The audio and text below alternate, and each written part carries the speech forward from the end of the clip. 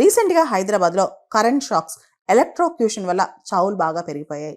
గత వారంలో కృష్ణాష్టమి రోజున రామంతపూర్‌లో కృష్ణుడి విగ్రహం కొంచెం హైట్ ఎక్కువ ఉండటం వల్ల ఆ పవర్ లైన్స్, పవర్ కేబుల్స్ ఏవైతే ఉన్నాయో వాటికి తగులుకుని ఆ కరెంట్ షాక్ తగిలి అక్కడికక్కడే 5 మరణించారు. అంతకుముందే వినాయక చవితి త్వరలో వస్తున్న సందర్భంగా గణేష్ విగ్రహాన్ని కొనుక్కుని తరలించుకుంటున్న సమయంలో బండ్లగూడ ప్రాంతంలో కూడా ఇద్దరు ఈ కరెంట్ వైర్ షాక్లు గురై చనిపోయారనమాట. హైదరాబాద్లో కనుక ఈ పండగల టైంలో మనం గమనిస్తే మన కరెంట్ లైన్స్ అన్ని కూడా చాలా లో లయింగ్ ఉన్నాయి అనమాట. చాలా కిందకు ఉన్నాయి. అదే ఫారిన్ కంట్రీస్లో చూస్తే కనుక కేబుల్స్ అన్ని అండర్ గ్రౌండ్ లో ఉంటాయి. కానీ మన ఇన్ఫ్రాస్ట్రక్చర్ లో చాలా వరకు అన్ని కూడా కిందకే ఉంటాయి అనమాట. సో ఇప్పుడు గణేష్ విగ్రహాలు కానీ ఇతర విగ్రహాలు పెట్టేటప్పుడు పోటాపోటీగా సైజ్ పెంచేస్తున్నారు.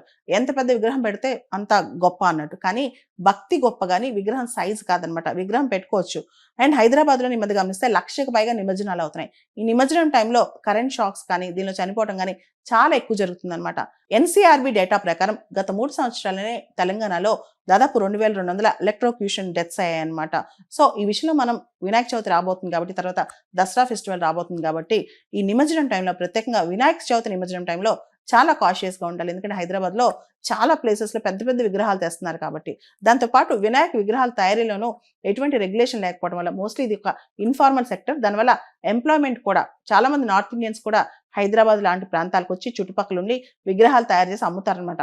పండక్కి 4-5 నెలల ముందు నుంచే బాగా తయారీలో ఉంటారు వీళ్ళు.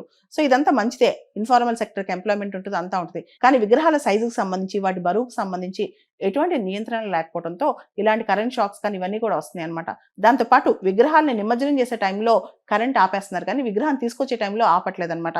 దీంతో కూడా ఇలాంటి ప్రాబ్లమ్స్ వస్తున్నాయి. వీటన్నిటికి సంబంధించి ఒక సొల్యూషన్ మాత్రం ప్రభుత్వం ఎతకాలి. ఈ విగ్రహాల హైట్ విషయంలో తెలంగాణ హైకోర్టు 2 సంవత్సరాల క్రితమే ఒక అడ్వైజ్ ఇచ్చిందనమాట. గణేష్ విగ్రహాలు 10 ఫీట్ కన్నా హైట్ ఎక్కువ ఉండకూడదు అని చెప్పి. భారతదేశంలో చాలా నగరాల్లో కరెంట్ పోల్స్ అనేవి, పవర్ పోల్స్ అనేవి 7 మీటర్స్, 8 మీటర్స్, 9 మీటర్స్ అంతకంటే ఉండవు అనమాట.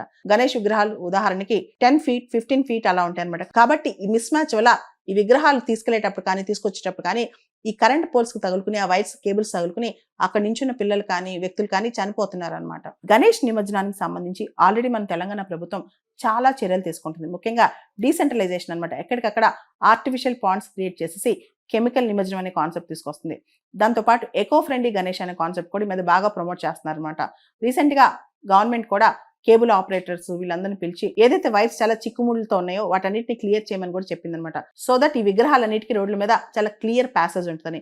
స్టిల్ మనం ఇంకా జాగ్రత్తగా ఉండాలి ఈ గణేష్ ఫెస్టివల్ టైంలో.